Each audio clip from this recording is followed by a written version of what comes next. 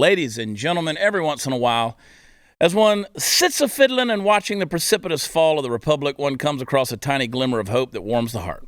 The Kettle Moraine School Board in Wales, Wisconsin. They've just announced that they're banning the display of political and religious propaganda in their classrooms and the inclusion of preferred pronouns in their school-related emails. Yeah, no more pronouns, no more Black Lives Matter flags, no more pride flags, no T-shirts with political messages. They're just shoving all that crap out the airlock, just boom, flushing it. Now, one might be tempted to think that this school board is guilty of the heinous sin of just wanting their kids to go to school to, learn. I mean, how dare they? And guess what? One would be right. Superintendent Stephen Plum is quoted as saying, "We live in a world where politics are highlighted and it puts people in uncomfortable positions. I feel the staff can fully support students.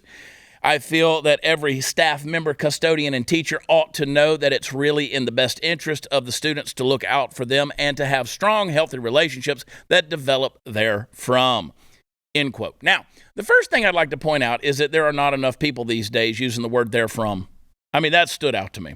I'd make him superintendent just for that, actually. But more importantly, he's scratching at the surface of something that has exploded in our society into a huge problem.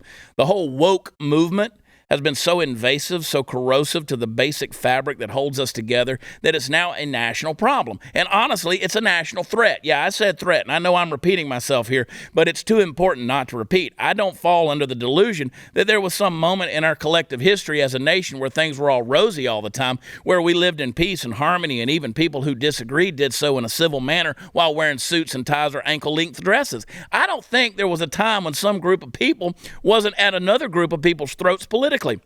I will say that I think those groups were smaller and one would hope a little better informed than the American populace at large today, but leave that aside. What we at least had for some length of time in everyday discourse of our polity was a breeding ground for decent American citizens. Decent American citizens. Their decision to go off the rails was relegated outside the walls of at least the young scholastic encampment, and the reason this was an important thing isn't even the dangers of wokeness.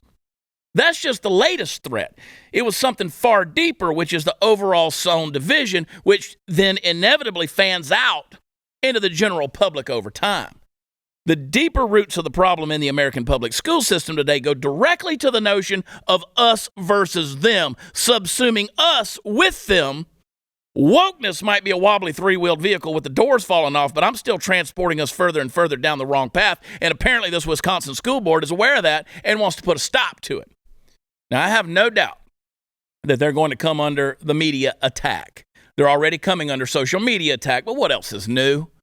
I know that as the pandemic recedes into the distance, it might seem like things are settling back down and you don't have to continue being heavily involved in your kids' education. Folks, listen, don't believe that. That's a lie. Do not be deceived and dumbed down into that, okay? Do not become lethargic. I've maintained what I've maintained for years at this point. You need to get your kids out of public schools. Now, maybe this Kettle Moraine thing, which is the name of the school, maybe it's going to catch on and clean the educational house in a way it needs to be cleaned. Maybe it'll catch on. I hope it's contagious. But more likely, too much damage has been done, and we need to restructure the whole thing. Good on you guys for making a difference, though. Who knows what minds will pass through your school in this window of sanity who might go on to change the world in a positive way. God bless you.